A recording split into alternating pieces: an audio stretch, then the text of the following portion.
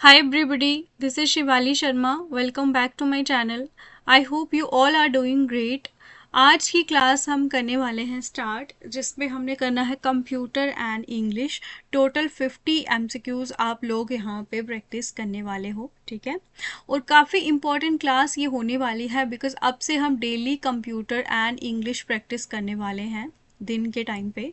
और ये आपका टारगेट डेली का रहने वाला है 50। तो एग्ज़ाम तक आपकी काफ़ी सारी मैं क्वेश्चंस आपको रिवाइज करवा दूंगी। अगर हम बात करें PYQs के बेस्ड पे और जिस तरह का भी एग्ज़ाम पैटर्न अभी चल रहा है वो उसके अकॉर्डिंगली ही आपकी ये क्लासेस सेट होती हैं, ठीक है। जो भी बच्चे नए अभी फर्स्ट टाइम वीडियो देख रहे हो, आप चैनल को सब्सक्राइब ज़रूर कर लो बिकॉज आपको इस चैनल पे डेली बेसिस पे बहुत सारी क्लासेस विद फ्री PDFs आपको मिलती हैं, ठीक है। तो चलिए पहला क्वेश्चन हम स्टार्ट करेंगे कंप्यूटर्स का। यहाँ पे मिक्स क्वेश्चन होंगे कंप्यूटर सेक्शन के। Which of the following would cause quickest access? सबसे फास्ट एक्सेस बात करें तो आप इसमें से क्या यहाँ पे यूज करोगे जहाँ पे आपको डायरेक्ट एक्सेस मिलेगा क्विक?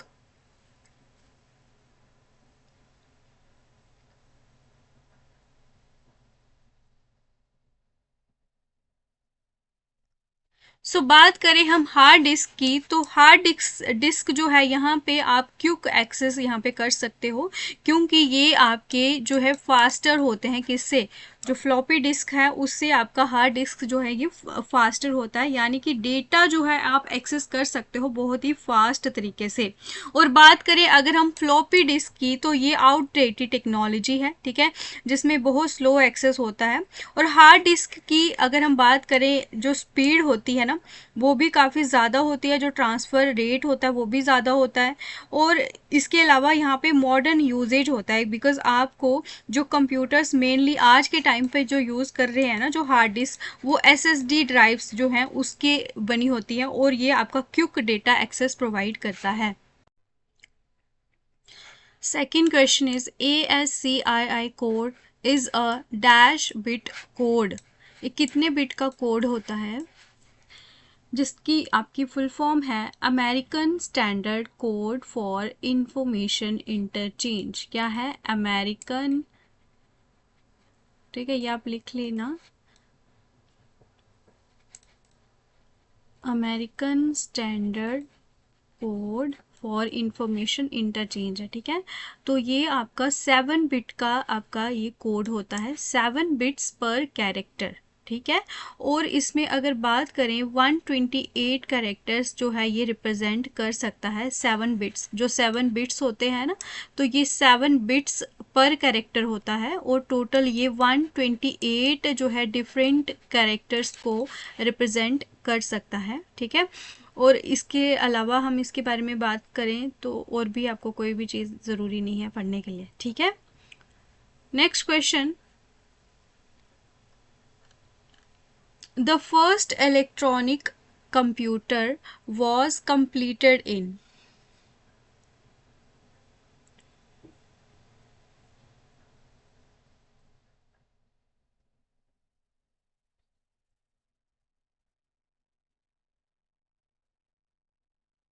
जल्दी से बताएं इसका सही आंसर। और ये क्वेश्चन जो है सबको आना चाहिए। इसकी अगर आप इंटरनेट पे सर्च करोगे तो ये आपको दो डेट्स दिखेंगी, 1945 या फिर 1946, ठीक है। तो ये आपका कंप्लीट हुआ था 1946 में। तब आपको बताऊं इसकी जो फुल फॉर्म होगी वो भी लिख लेना आप। ENIAC जो है ये है आपका पहला इलेक्ट्रॉनिक कंप्यूटर, जिसकी फुल फॉर्म होगी आपकी electronic numerical integrator and computer. ये दुनिया का पहला जनरल पर्पस कंप्यूटर भी है, जनरल पर्पस इलेक्ट्रॉनिक कंप्यूटर हो सकता है। और ये आपका यूनाइटेड स्टेट्स में डेवलप हुआ था जिस टाइम पे आपकी वर्ल्ड वॉर सेकेंड चल रही थी, और ये इंट्रोड्यूस हुआ था 1946 में, ठीक है। और ये पहला प्रोग्रामेबल इलेक्ट्रॉनिक कंप्यूटर आपका है। और इसके अलावा जो आपको बता दूं, जॉन MAUCHLY मॉचले, ठीक है, ये आपके फिजिसिस्ट थे जिन्होंने एनियाक को आपका डिज़ाइन करा था। और ये आपके जूनियर इंजीनियर भी थे, एक जेपी प्रेस पर एक कर्ट जूनियर, जिन्होंने भी डिज़ाइन किया था। ठीक है, ये दोनों ने मिलकर आपका ये करा था। Dash is used to create large program on internet.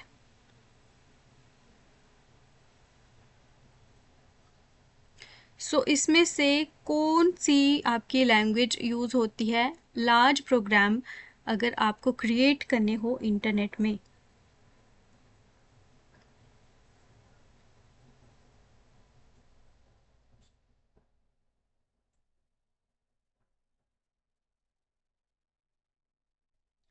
ये आपका है ऑप्शन नंबर सी, जावा स्क्रिप्ट। इसके अलावा आपका सी एस एस भी है आपका। अगर हम बात करें पी एच पी भी है, ये भी आपका लार्ज प्रोग्राम को क्रिएट कर सकता है।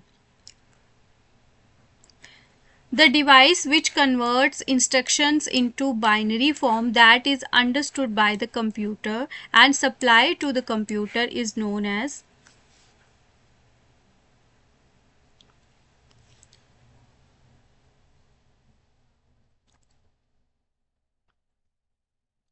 ये होता है आपका इनपुट। ठीक है, ये आपके इंस्ट्रक्शंस को बाइनरी फॉर्म में कन्वर्ट करता है। ठीक है, जिसको कंप्यूटर जो है अंडरस्टैंड कर सकता है।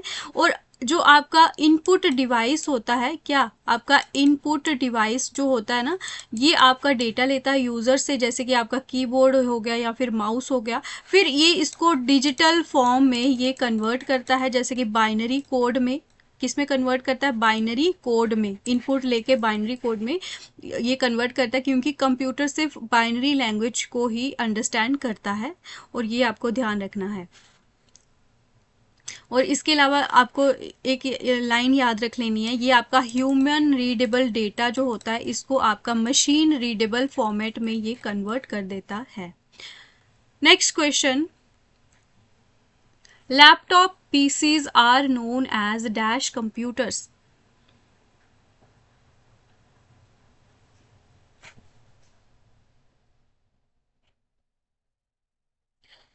इनको बोला जाता है आपके नोटबुक कंप्यूटर्स होते हैं ये। ठीक है, लैपटॉप एंड जो नोटबुक कंप्यूटर्स होते हैं, ये आप इंटरचेंजेबली इनको बोल सकते हो, इनका नाम अपने अकॉर्डिंगली। ठीक है, और ये आपके क्या होते हैं? पोर्टेबल पर्सनल कंप्यूटर होते हैं।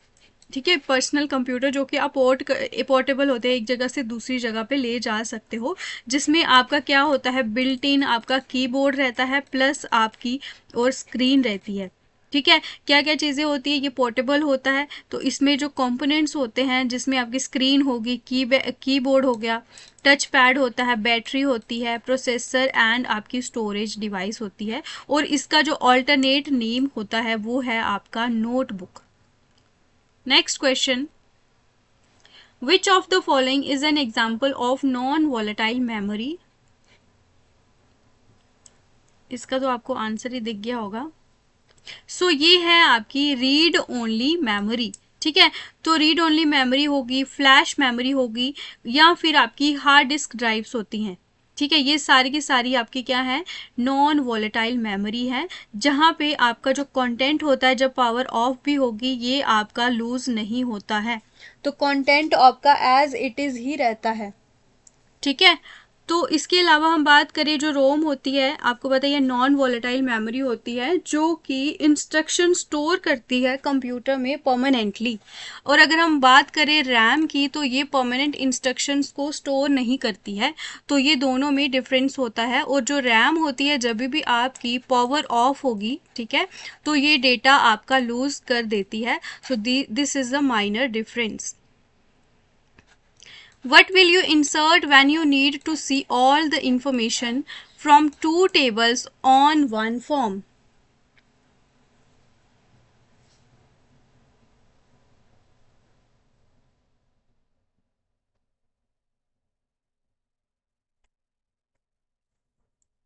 जल्दी से बताएं इस क्वेश्चन का क्या आंसर होगा। तो ये आपका सही आंसर है, आपका सब फॉर्म। ठीक है, सब फॉर्म जो फॉर्म होता है जो किसी दूसरे फॉर्म में इंसर्ट किया जाता है।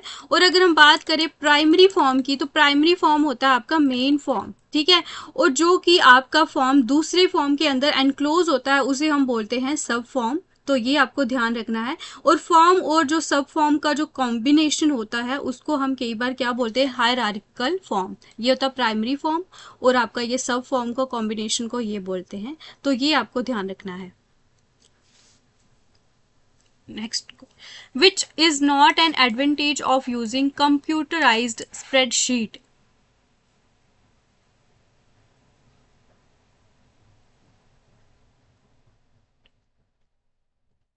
सो बात करें हम, अगर हम जैसे कि एक्सेल यूज करते हैं, कंप्यूटराइज्ड स्प्रेडशीट्स हम उसे बोलते हैं। तो वहाँ पे आप एंट्रीज जो है उसको, अगर आपको एंट्रीज करनी होती है तो उसमें फ्लेक्सिबिलिटी होती है। ठीक है, और इसके अलावा बात करें कैलकुलेशन में भी आपको स्पीड में आपकी कैलकुलेशन होती है। और यहाँ पे टेबल्स भी आप जनरेट कर सकते हो। अगर हम बात करें कॉस्ट ऑफ इनिशियल सेटअप, तो ऐसा कुछ नहीं होता। तो ऑप्शन नंबर डी होगा, ये इसका कोई इनिशियल एडवांटेज नहीं है क्योंकि आपकी कॉस्ट तो लगती है। ठीक है, और इसके अलावा भी आप पढ़ लेना जो जो इसमें चीज़ें आपकी होती हैं, क्या क्या इसकी लिमिटेशंस है। जैसे कि डेटा इंटीग्रिटी इश्यूज होते हैं इसमें। ठीक है, लिमिटेड कोलैबोरेशन फीचर्स होते हैं। और इसके अलावा आपके स्केलेबिलिटी कंसर्न्स रहते हैं। और आपकी लैक ऑफ डेटा सिक्योरिटी भी रहती है। ठीक है, यानी कि आपकी जो सेंसिटिव इंफॉर्मेशन है वो आप इजीली एक्सेस एंड मॉडिफाई कर सकता है जो भी आपका अनऑथराइज यूजर होता है।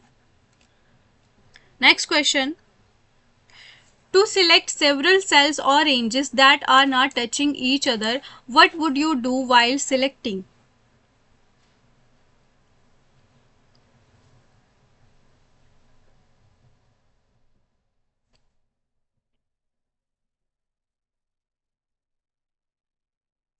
जल्दी से आंसर बताएं।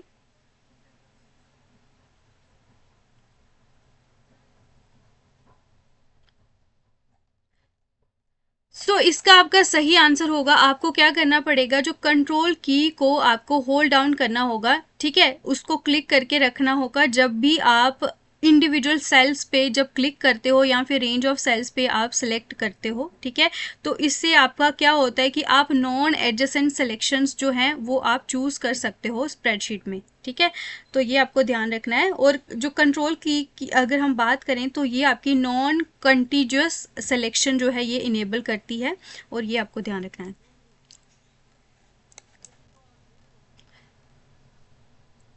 Which of the following is select in PowerPoint to play a PowerPoint slide for previewing?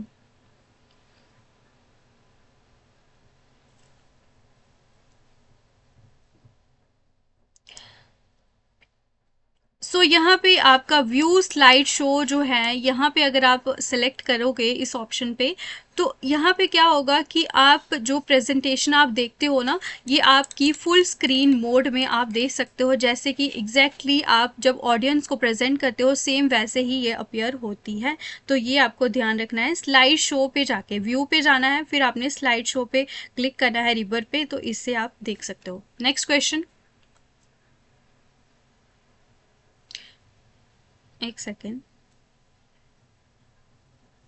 Which of the following is used in MS PowerPoint in order to see all the slides in on one screen?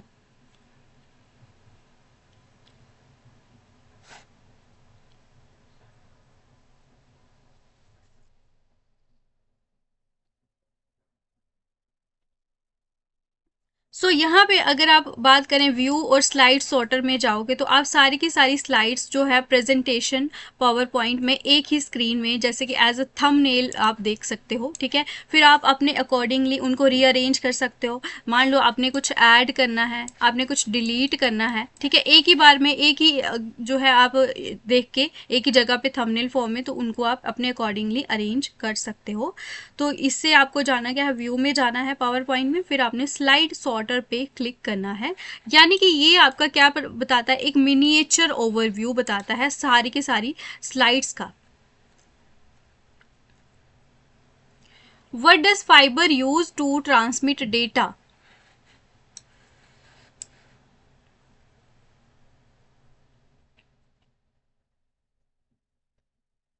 So fibre का मतलब क्या हुआ, fibre optic cable, ठीक है। तो ये आपका क्या ट्रांसमिट करता है data, as a pulses of light. कैसे ट्रांसमिट करता है, पल्स ऑफ लाइट के जैसे। एक आपका मतलब बहुत ही थिन एक ग्लास का फाइबर होता है, ठीक है, उसके थ्रू ये स्पेशली अगर हम बात करें, ये एज अ पाइप एक्ट करता है जिसमें आप इंफॉर्मेशन को कैरी कर सकते हो लॉन्ग लॉन्ग डिस्टेंसेस पे। और यहाँ पे एक इंपॉर्टेंट पॉइंट है, इसकी स्पीड बहुत ज़्यादा हाई होती है और इस टेक्नोलॉजी को हम बोलते हैं फाइबर ऑप्टिक्स। क्या बोलते हैं, फाइबर ऑप्टिक्स।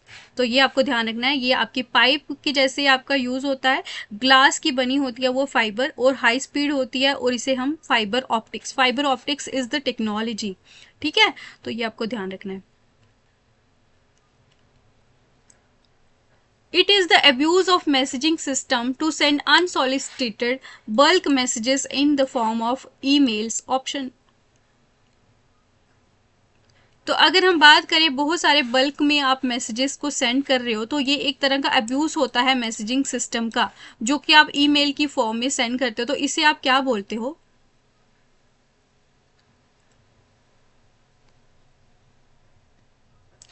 ये आप बोलते हो स्पैम। तो ये पर्टिकुलरली यूज किसके लिए होती है, आप अगर बात कर लो कमर्शियल जैसे कि एडवर्टीजमेंट करते हो उसके लिए ये आपकी यूज होती है, या फिर इसका आपका कोई स्पेशली जैसे कि फिशिंग, आपकी फिशिंग कॉल्स भी आपको रहती है, तो इस तरह से फिशिंग ईमेल्स भी आपके रहते हैं, ठीक है। तो सेम मैसेज आप जो है रिपीटेडली यूज सेंड करते हो सेम यूजर को बार बार बार बार, तो इसे हम बोलते हैं स्पैम, ठीक है। बल्क मैसेजेस आप भेजते हो ईमेल्स की फॉर्म में, तो ये आपको ध्यान रखना है।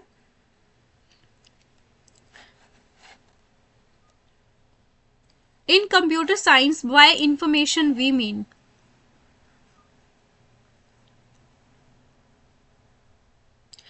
इंफॉर्मेशन अगर हम बात करें कंप्यूटर साइंस में, तो वो एक ऐसा डेटा होता है जो कि प्रोसेस्ड होता है। क्या होता है, वो प्रोसेस्ड हो चुका होता है और उसका कोई अपना मीनिंग होता है, that is known as the processed data put in an intelligent form, ठीक है। ये क्या होता है, एक तरह का एक रिजल्ट होता है जो कि हम कंप्यूटर को यूज करके डेटा को फैक्ट्स में कन्वर्ट करते हैं, जिसका कोई पर्पस होता है, जो कि किसी पर्पस के लिए आपका यूज होता है। अगर हम बात करें डेटा की, तो डेटा क्या होता है, अनऑर्गेनाइज्ड फैक्ट्स होते हैं, ठीक है, जैसे कि आपके नंबर्स हो गए, सिंबल्स होंगे, कैरेक्टर्स हो गए, कोड्स हो गए, ग्राफ्स हो गए, these all are types of data. But अगर हम बात करें इंफॉर्मेशन की, तो उसका कोई ना कोई पर्पस रहता है। C++ language developed by.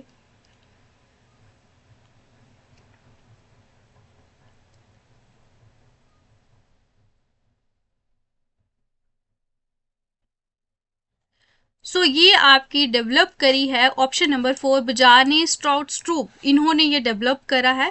तो ये क्या थे, आपके एक डैनिश आपके कंप्यूटर साइंटिस्ट थे, जिन्होंने ये 1979 में ये प्रोग्राम को डेवलप करा था। इन्होंने C++ पे जो काम किया था, कहाँ पे किया था, AT&T बेल लैब्स में। कहाँ पे, AT&T बेल लैब्स में इन्होंने काम करा था। तो ये आपको ध्यान रखना है। Grammatical errors are shown in which color?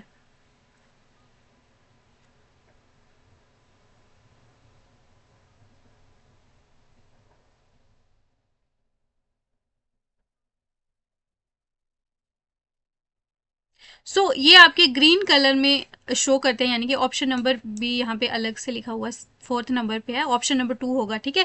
आपको एक ग्रीन वेवी लाइंस शो करेंगी एमएस वर्ड में जब आपका कोई ग्रामेटिकल एरर होता है, ठीक है। तो अगर हम बात करें ना ग्रामेटिकल एरर्स, तो ये ठीक है, हाँ इतना ही है।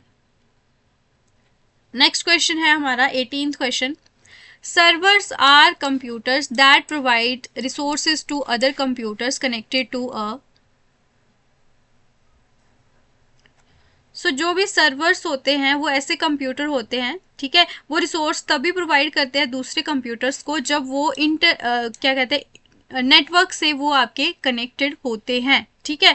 तो ये जो कंप्यूटर्स होते हैं जहाँ पे रिक्वेस्ट करी जाती है रिसोर्सेज के लिए, किसके द्वारा, जो सर्वर होते हैं ना, वो सर्वर से रिक्वेस्ट कौन करता है, क्लाइंट। जो क्लाइंट होते हैं ना वो सर्वर से रिक्वेस्ट करते हैं, लेकिन जब वो आपके नेटवर्क से कनेक्टेड होंगे तभी ये रिसोर्सेज भी प्रोवाइड कर सकता है सर्वर, ठीक है। When data changes in multiple lists and all lists are not updated, this causes, बहुत सारी लिस्ट में आपका डेटा चेंज होता रहता है और लेकिन सारी की सारी लिस्ट वो अपडेट नहीं होती है, इससे आपकी क्या होती है, डेटा इनकंसिस्टेंसी। ठीक है, ये आपको ध्यान रखना है। जब ये तब होती है जब आपका सेम जो डेटा होता है ना, वो आपका डिफरेंट डिफरेंट प्लेसेस में क्या होता है, वो स्टोर्ड होता है और वो मैच नहीं होता, तो इसका मतलब होता है वो डेटा इनकंसिस्टेंट है। ठीक है, और अलग अगर बात करें, ये तब भी होता है जब आपका एक सेम डेटा वो अलग अलग फॉर्मेट में डिफरेंट डिफरेंट फाइल्स में पड़ा होता है, तो उसमें भी डेटा इनकंसिस्टेंसी होती है। तो इससे क्या होता है कि डेटा डुप्लीकेशन रहता है। ठीक है, डेटा डुप्लीकेशन हो सकता है, डेटा इंटेग्रिटी जो है वो कॉम्प्रोमाइज़ हो सकती है, और अलग अलग आपको वैल्यूज़ जो है वो दिखती हैं, जिससे आपको पता चलता है कि ये डेटा सेम नहीं है। Words that a programming language has set aside for its own use, उनको आप क्या बोलते हो? तो ये होते हैं आपके reserved words, option number B. ठीक है, तो इनको हम कई बार क्या बोलते हैं, रिजर्व्ड आइडेंटिफायर। ठीक है, रिजर्व्ड वर्ड्स को हम रिजर्व्ड आइडेंटिफायर भी बोलते हैं। तो ये एक वर्ड होता है जो कि आप यूज़ नहीं कर सकते हैं प्रोग्रामर। ठीक है, और ये आपको याद रखना है, ये वो अपने लिए रिजर्व रखते हैं programming language. A dash is a software used to view web pages.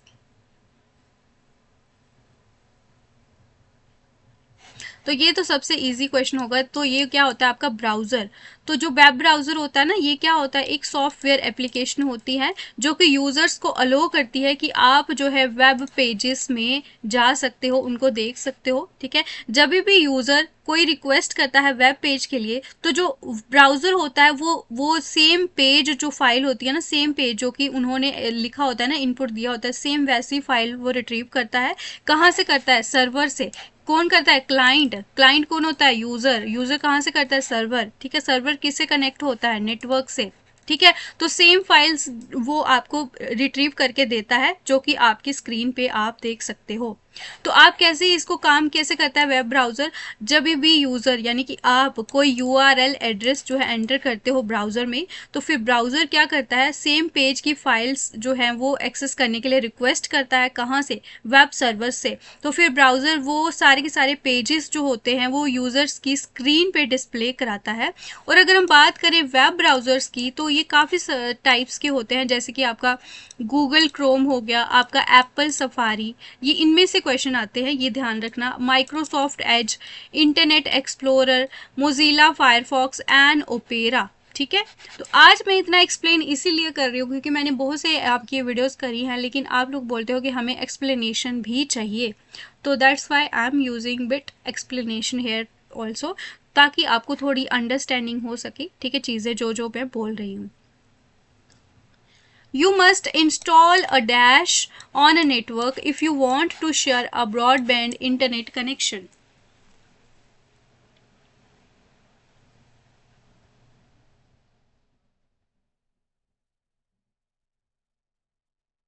सो ये होता है आपका राउटर। ठीक है, तो राउटर आपको अगर मान लो आपने ब्रॉडबैंड इंटरनेट कनेक्शन जो है वो शेयर करना हो किसी भी नेटवर्क पे, आप ब्रॉडबैंड यूज़ करना चाहते हो, तो राउटर तो मस्ट है। तो राउटर क्या होता है, एक तरह की ये क्या होती है, एक डिवाइस होती है, ताकि जो भी आप अलग अलग डिवाइसेस जब नेटवर्क पे होते हो ना, तो आप मल्टीपल डिवाइसेस जो है वो यूज़ करके आप उस इंटरनेट का फ़ायदा उठा सकते हो। जैसे कि आपने वाईफाई लगाया होता है, ठीक है, तो उसका तो आपको राउटर चाहिए ना सबसे पहले। तो अगर राउटर लगा होगा तो एक वाईफाई से कितने सारे डिवाइसेस आपके कनेक्टेड होते हैं।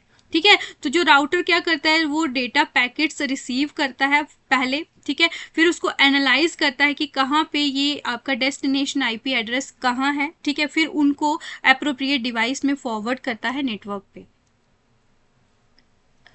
The speed, the unit of speed used for super computer is,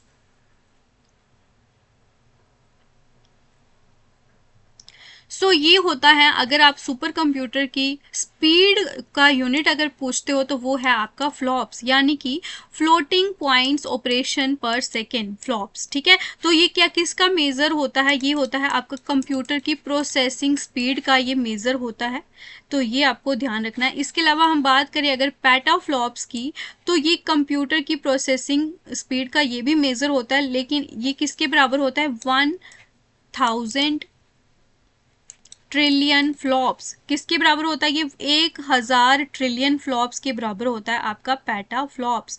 ठीक है, तो ये आपको ध्यान रखना है। और सुपर कंप्यूटर्स जो होते हैं ना, ओवर 10 raised to 18 फ्लॉप्स जो हैं ये आपके परफॉर्म कर सकते हैं, ये आपको ध्यान रखना है, 10 raised to power 18 फ्लॉप्स।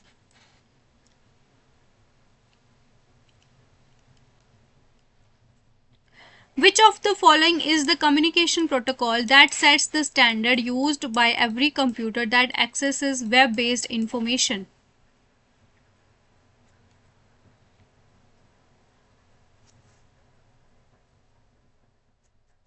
इसका करेक्ट आंसर है आपका hyper text transport protocol.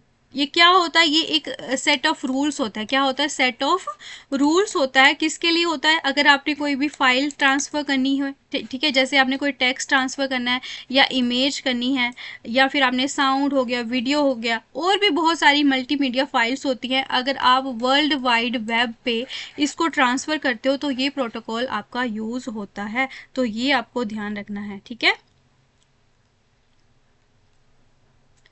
30,000 bytes is nearly equals to,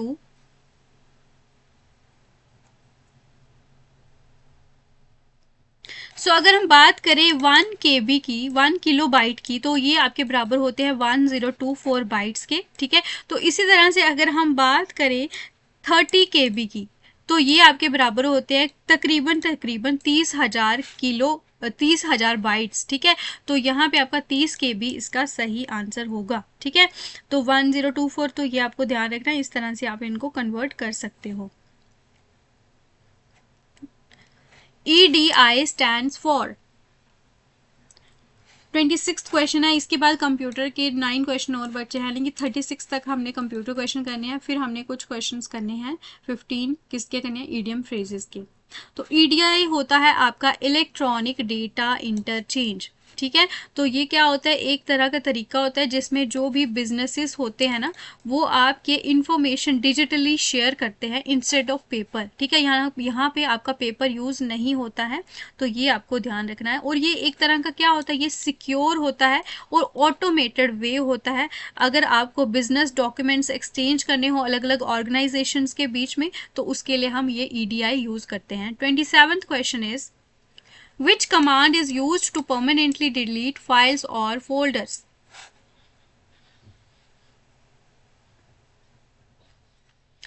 अगर आप अपनी शिफ्ट की को होल्ड करते हो, उसके बाद आपने डिलीट प्रेस करना है, तो आप परमानेंटली फाइल्स और फोल्डर्स को क्या कर सकते हो, डिलीट कर सकते हो। ठीक है, तो ये आपको ध्यान रखना है, ये एक तरह का कंप्यूटर शॉर्टकट होता है। 28th question is, while working with MS-DOS, which work command transfer a specific file from one disk to another?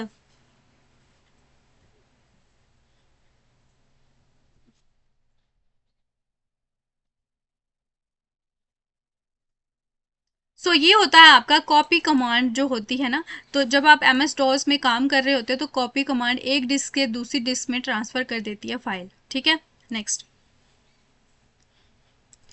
First super computer developed in India is,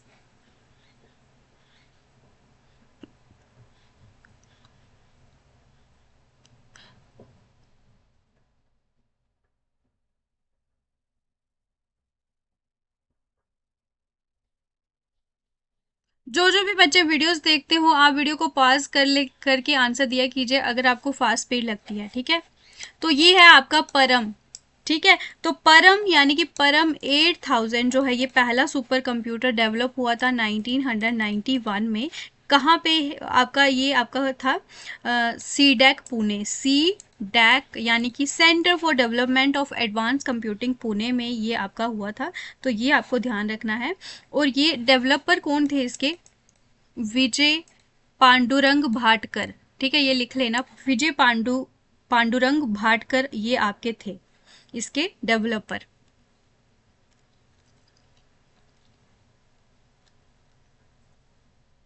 A software used to convert source program instructions to object instructions is known as।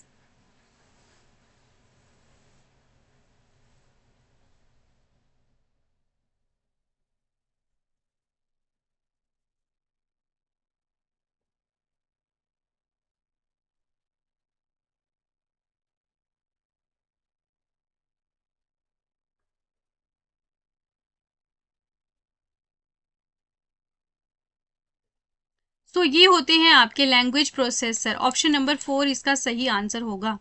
Which of the following statements is wrong.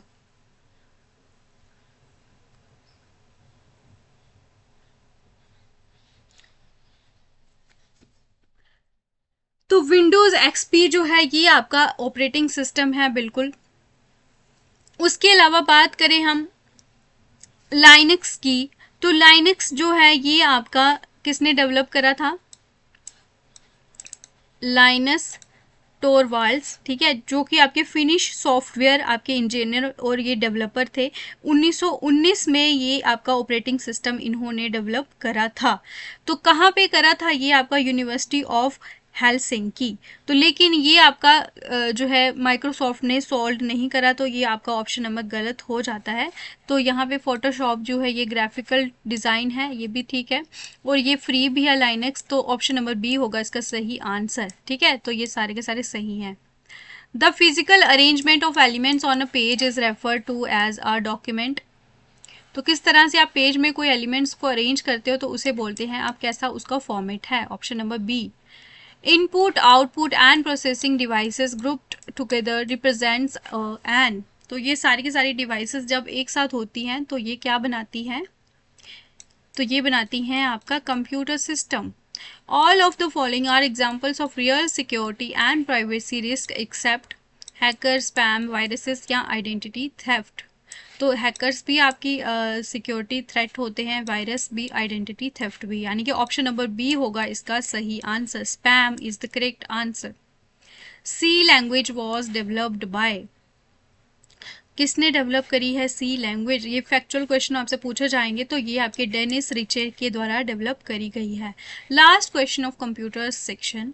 When you connect to this service to your computer is communicating with a server at your internet service provider, what does this refers to? आप जब इसमें से आप ये service connect करते हो ना अपने कंप्यूटर के साथ, फिर आप कम्युनिकेट कर सकते हो सर्वर के साथ, ठीक है। जो भी आपका इंटरनेट सर्विस प्रोवाइडर होगा वो आपको ये सर्विस प्रोवाइड करता है, लेकिन उसको हम बोलते क्या हैं? इसके बोलते हैं हम इंटरनेट। इंटरनेट ही बेसिक चाहिए होता है जब भी आपको कोई भी एक्सप्लोर करना हो इंटरनेट पे, कुछ भी फाइल सर्व करनी हो, सर्च करनी हो। अब यहाँ पे हमने करने हैं 14 क्वेश्चंस होंगे हमारे, किस पे? ईडियम एंड फ्रेजेस पे। तो सबसे पहला क्वेश्चन है वो देख लो आप। अ स्वैन सॉन्ग।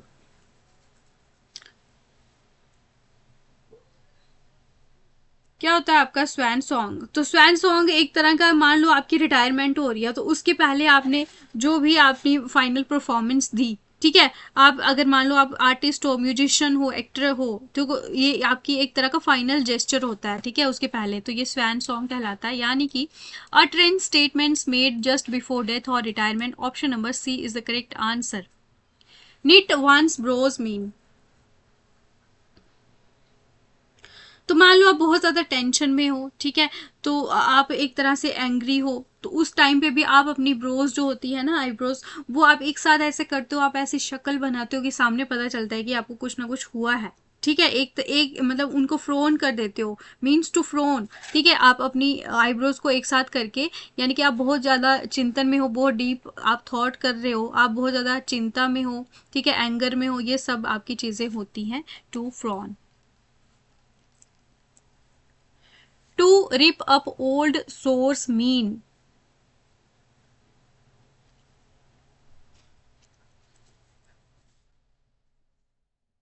तो मान लो आपकी किसी के साथ लड़ाई चल रही थी, ठीक है, तो वो आप भूल चुके थे, लेकिन फिर से आप उनके पास बैठते हो तो आप फिर से वो रिवाइव करते हो वो सारी की सारी चीजें जो कि आप ऑलमोस्ट भूल चुके थे, ठीक है। टू री ओपन अ क्वेल, ठीक है, आप सेम उसी लाइट में जा रहे हो, ओल्ड इन्फॉर्मेशन या फिर आर्गुमेंट्स जो कि आपने पहले से हो चुकी हैं, ठीक है, सेटल भी हो चुकी थी या फिर भूल भी चुकी थी, लेकिन फिर से आप उसको रीओपन कर रहे हो, यानी कि पास्ट डिबेट पे फिर से आप उसको जा रहे हो। Next question, to rate soundly means,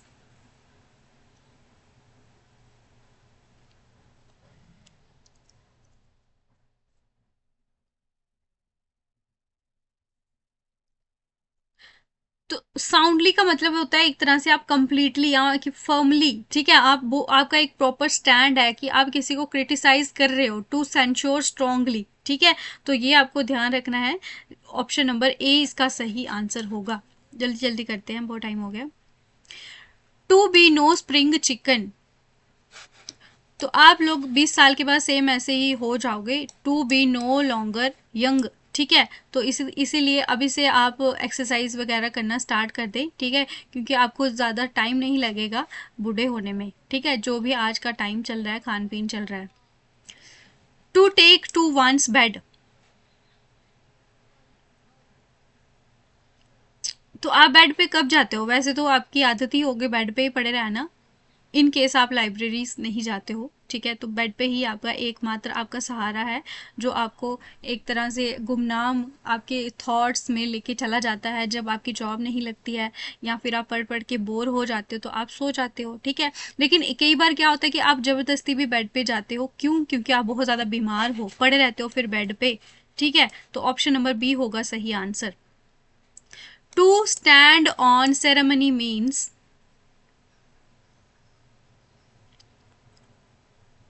तो कुछ लोग जैसे कि मान लो आपके स्कूल में आपके जो प्रिंसिपल होते हैं ना, वो बहुत ज़्यादा फॉर्मल तरीके से बिहेव करते हैं, ठीक है, जैसे कि उनसे ज़्यादा कोई फॉर्मल दुनिया में होता ही नहीं है, ठीक है। To insist on excessive formality, ठीक है, तो जो भी बच्चे अभी तक वीडियो देख रहे हैं, आपको लगा हो 1% भी बेनिफिट आपको मिला हो, तो जाके अभी वीडियो लाइक करें और चैनल को सब्सक्राइब करें।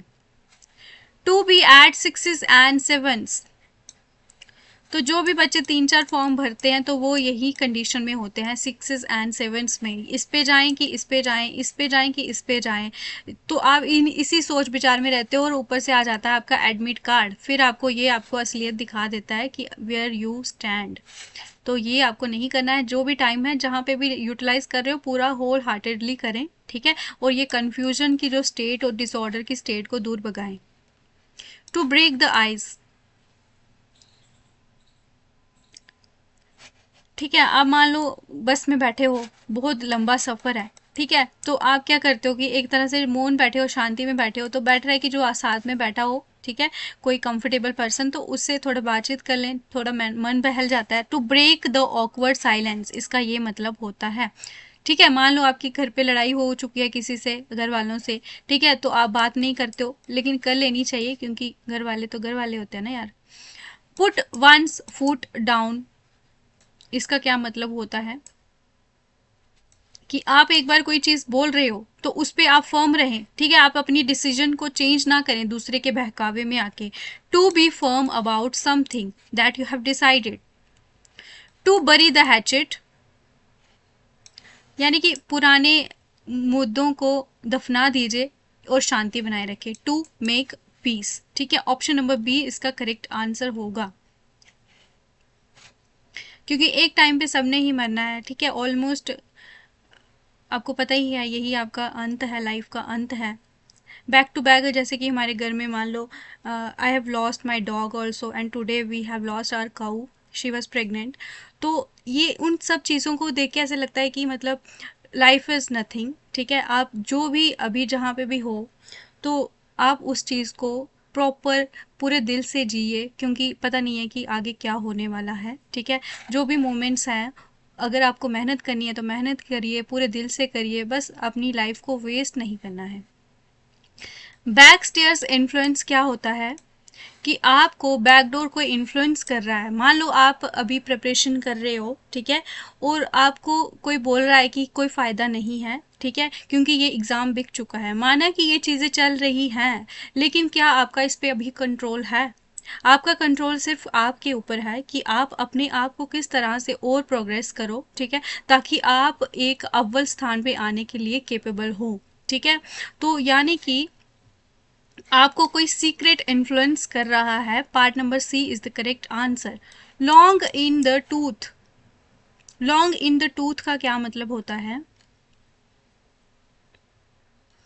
यानी कि rather old. Option number B होगा इसका सही आंसर, ठीक है। As per numbering I am telling you the options, ठीक है, ये शायद नंबरिंग में इशू हो चुका है। अब reason faced yellow, so this is going to be a homework question for the day and you all have to comment this answer if you are a serious aspirant, ठीक है। और आपको ये ध्यान रखना है कि आपको अपना स्कोर भी ज़रूर बताना है। Out of 50 how much you have scored, and I will see all your comments and in the next class I will discuss those names that have showed their answers in the comment sections, ठीक है। तो ये रही हमारी आज की class, आपको कैसी लगी हो ज़रूर बताइएगा, ठीक है। और मिलते हैं आपको रात की क्लास में, मैं बता दूंगी कि किस टॉपिक पे आपकी क्लास होगी, ठीक है। तो चलिए फिर, all the very best, take care all of you.